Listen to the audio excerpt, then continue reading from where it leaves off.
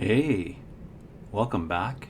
My name is Dino. This video is called Surveilling the Self. The focus of it is how we contribute to our own surveillance. First off, automation and individualization.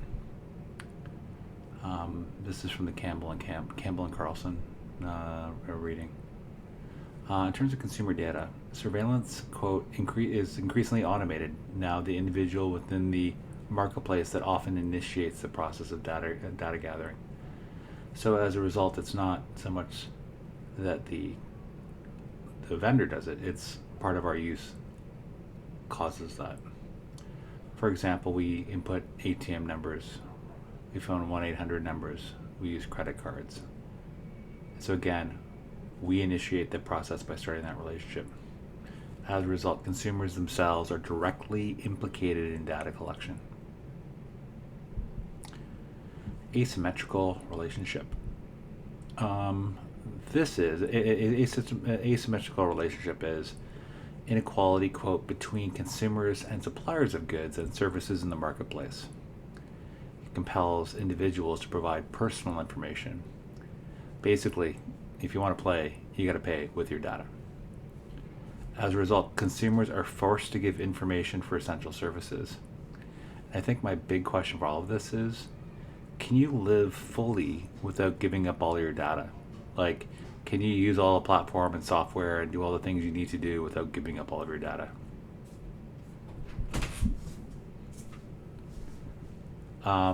Next is concealed panopticon. Lack of awareness about the concealed panopticon. Quote, individuals are not necessarily aware of the degree of inequalities in their relationship with the suppliers because marketers and advertisers have effectively concealed the consumer's panopticon. So it's almost like it's been deceptive in terms of how we're being surveilled all around us. Panopticon, like a single viewer seeing everything. As a result, users forget this perpetual constant surveillance because it has been concealed by various marketers and advertisers, etc. And as a result, should this panopticon be made more apparent so that consumers know what's going on? And if so, how? The new panopticon. Methods of coercion employed at both the prison and the factory do not apply to consumers. Instead, the contemporary panopticon is strikingly different. It is a consumer panopticon based on positive benefits where the worst sanction is inclusion. So it's more positive than negative. From this, we're being coerced. Like, you know how, again, you can't sort of join a platform unless you give, at the very least, your name and email address or maybe phone number. So as a result, if you want to use the service, you got to provide, again, at least your name or a fake name, or your email or a fake email. It's the very least. As a result, you're being coerced to get that information, but because you want to use it, maybe be included, say, on a social media platform, this coercion is concealed. So again, think about social media platforms where, again, you have to provide this information. If you want to be where all the cool kids are, you have to do that. And think about your purchases.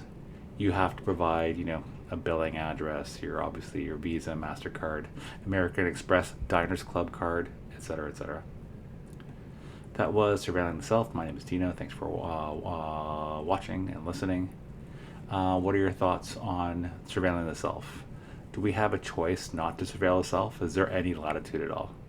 How can we make this asymmetrical relationship between vendors and consumers a bit more symmetrical? Should we lobby for ways to make this concealed panopticon by marketers and advertisers somewhat more apparent? Please feel free to comment on any of those things. Please feel free to like this video, and if you like this type of content, please feel free to subscribe to the channel.